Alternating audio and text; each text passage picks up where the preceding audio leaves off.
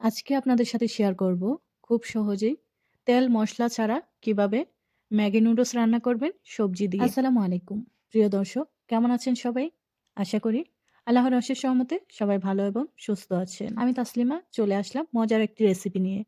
আশা করি এই রেসিপিটি আপনাদের কাছে খুব ভালো লাগবে। তার আগে বলবো, যারা যারা আমার লাস্ট ভিডিওটি দেখেছেন, সুন্দর সুন্দর কমেন্ট করেছেন, তাদেরকে অনেক অনেক ধন্যবাদ। ম্যাগি নুডলস পছন্দ করেন না এমন মানুষ আমার মনে হয় কমই আছে।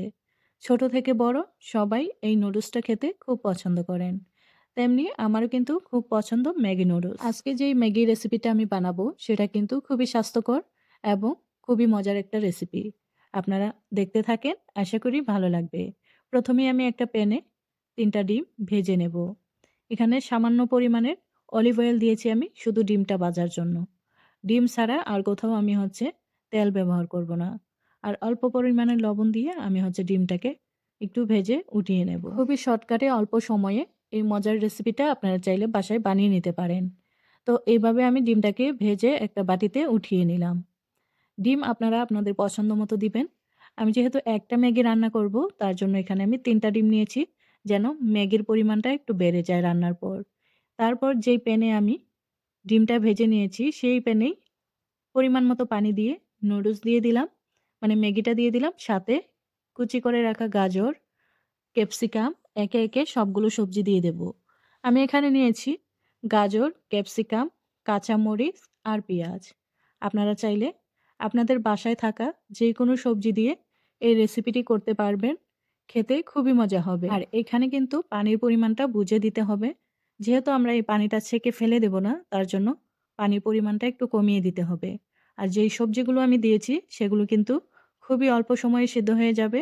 তাই বেশি পানিও দিতে হবে না আর বেশি সময় নিয়ে সেদ্ধ করতেও হবে না। তো এই তো আমার সবগুলো সেদ্ধ হয়ে গেছে। এখন আমি ঢাকনাটা উঠিয়ে নিয়ে পানিটা শুকিয়ে নেব। আর ঢেকে দিতে হবে না। প্রথমে একটু ঢাকনা দিয়ে দিলে গাজরটা একদম সফট হয়ে যাবে। তো এই পর্যায়ে আমি পানিটা শুকিয়ে নেব নেড়েচেড়ে। ম্যাগি নুডলস অনেকভাবেই রান্না করা যায়। প্রত্যেকটা রান্নার আলাদা, আলাদা স্বাদ থাকে।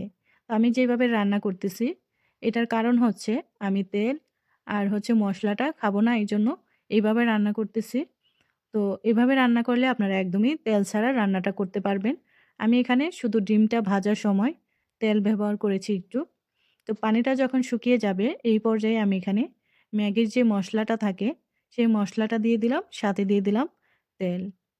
আর এখানে আমি আগে থেকে ভেজে রাখা ডিমগুলোও দিয়ে দেব।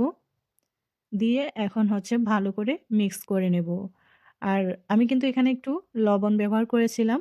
কারণ ম্যাগি মসলাতে, মানে ম্যাগির প্যাকেটের ভেতর যে মসলাটা থাকে, এটা শুধু একটা ম্যাগির পরিমাণে দেওয়া থাকে। মানে ১ প্যাকেট ম্যাগি নুডলস রান্না করতে যতটুকু লাগবে ততটুকুই দেওয়া থাকে। তো আমি যেহেতু এখানে এক্সট্রা সবজি এড করেছি, ওই সবজির পরিমাণটা বুঝে আপনারা অল্প পরিমাণে লবণ দিয়ে দিতে পারেন। তারপরে আমি ভালো করে নেড়েচেড়ে মিক্স করে নিলাম। তো এই তো আমার রান্নাটা একদম কমপ্লিট। এই তো দেখতে পেলেন আপনারা, খুব অল্প সময়ে অল্প উপকরণ দিয়ে তেল আর মশলা ছাড়া খুবই মজার একটা ম্যাগি নুডলসের রেসিপি বানিয়ে ফেললাম। রেসিপিটি আপনাদের কাছে কেমন লাগলো অবশ্যই কমেন্ট করে জানাবেন। আর যারা যারা ধৈর্য সহকারে আমার ভিডিওটি দেখেছেন, তাদেরকে জানাই অসংখ্য ধন্যবাদ। চাইলে সবাই চ্যানেলটিকে সাবস্ক্রাইব করে পাশে থাকা বেল বাটনটি বাজিয়ে দিতে পারেন। তো সবাই ভালো থাকবেন, সুস্থ থাকবেন। আল্লাহ হাফেজ।